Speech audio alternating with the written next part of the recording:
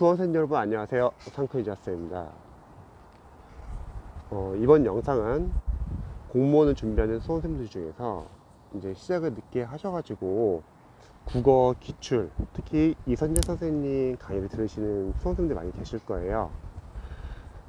그때 기출실로 볼 때 통합형을 봐야 할지 아니면 분리형을 봐야 할지 질문하시는 분들 많이 계시더라고요. 물론 이제 이선재 선생님도 영상에서 설명을 했지만 통합형과 분리형이 각각 장단점이 있을 것 같아요. 통합형은 아무래도 문제와 해설이 같이 나와 있기 때문에 빠르게 문제를 보고서 분석을 할 수 있고, 그리고 관련된 이론을 체크할 수도 있겠죠. 그리고 두 번째는 분리형 같은 경우는 문제와 해설이 나와져 있기 때문에 여러분들 실전 문제 풀이처럼 직접 풀어볼 수도 있고요. 또 해설집에는 문제도 같이 있기 때문에 분리형을 본다고 하더라도 여러분들이 실전 연습을 하면서 통합형 보는 것처럼 교재를 활용할 수 있습니다. 그런데 저는 개인적으로는 통합형을 추천을 드려요. 그 이유에 대해서 좀 설명을 드릴게요. 먼저 통합형을 봐야 하는 이유는, 여러분들이 지금 기출을 늦게 시작하시는 분들은 일단은 시간이 별로 없을 거예요. 시간이 없다고 하면은 우리가 최대한 빠르게 기출까지는 여러분들이 분석을 하고, 그 후에 여러분들이 추후에 해독을 하면서 여러 가지 기출 포인트를 암기를 할 겁니다. 그러면 오히려 통합형이 문제와 해설이 같이 있기 때문에 여러분들이 좀 기출 교재를 분석하고 계속 해독하시기가 아마 더 나으실 거예요. 두 번째는, 만약에 분리형에서 우리가 문제 푸는 연습을 시즌처럼 해보는 연습이 중요하다고 생각하면은, 저는 개인적으로는 그런 실전 연습은 단원별 기출이 아니라 여러분들이 시행처별 기출에서 해보면 될 것 같아요. 우리가 실전 연습을 한다는 거는 실제로 20문제로 구성된 다양한 유형들이 섞여 있는 시행처별 기출에서 연습을 하면 되고, 거기서 직접 풀어보면 되는 거죠.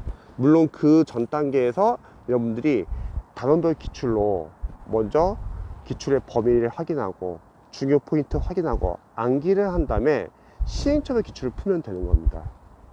단원별 기출과 많이 겹치지 않냐? 맞아요, 겹치죠. 하지만 이런 효과는 있을 것 같아요. 첫 번째, 랜덤을 섞여 있는 문제를 푸니까 여러분들 실전 연습을 하기 참 좋고요.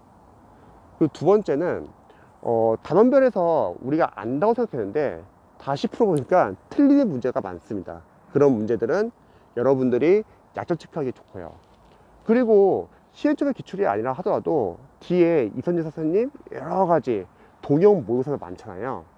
그래서 굳이 기출을 분리형으로 풀 필요는 없습니다. 물론 이거는 각각 수험생분들의 개개인의 손을 따서 다를 수는 있어요. 하지만 제가 말하는 거는 늦게 시작하시는 분들에게 추천합니다. 만약에 그럼 분리형 기출은 누구에게 추천하냐? 저는 생각했을 때는 제 시생분들 중에서 예를 들어서 다른 과목은 점수가 잘 나와요. 근데 국어가 너무 점수가 안 나오신 분들, 그런 분들이 초반에 시간을 확보하고서 뭐 분리형으로 진짜 풀어보는 연습을 하는 거는 괜찮으나, 일반 수험생분들은 통합형을 보셔가지고 빠르게 시간을 아끼시고 빠르게 분석을 하시고 그 다음에 기출에서 암기할 부분은 암기해 주시는 거죠. 저는 특히 국어를 공부할 때 여러분들 다른 과목도 있기 때문에 국어 기출을 분석할 때는 문법 파트는 늦게 시작하시는 분들은 굳이 풀 필요 없다고 생각합니다. 왜냐면 아는 게 별로 없거든요. 기본서를 한번 보고 기출 푸는 게 쉽지는 않잖아요. 그 많은 문법 포인트를 우리가 알고서 풀 수는 없으니까. 그러면 기출까지는 여러분의 문법을 분석을 하시고, 단원별로 이런 문법이 나왔구나, 자, 이해 안 되는 거 있으면 기본서 펼쳐놓고 발제독 하셔도 되겠죠.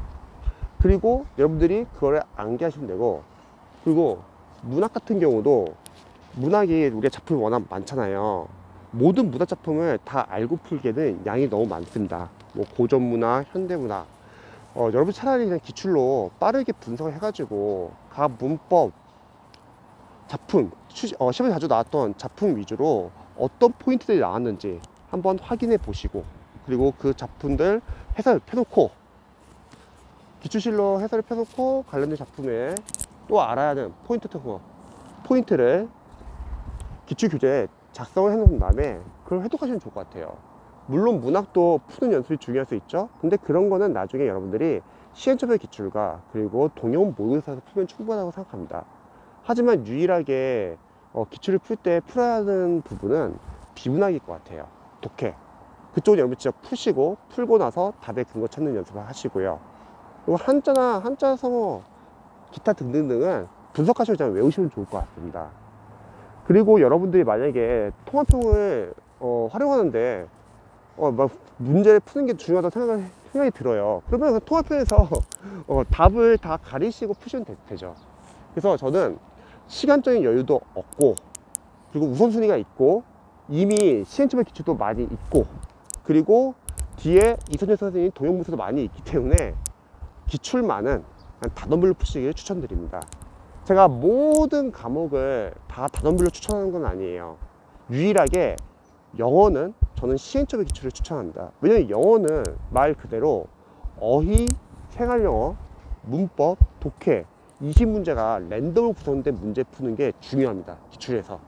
하지만 다른 과목은 여러분들이 먼저 단원별 기출로 풀기보다는 기출을 분석해 가지고 빠르게 회독해 가지고 암기를 하시면 좋을 것 같아요.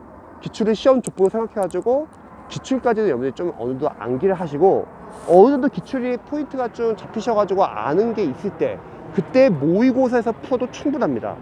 근데 기출부터 풀려고 하면은 여러분들 시간이 한정되어 있기 때문에 너무 많은 시간이 걸려요.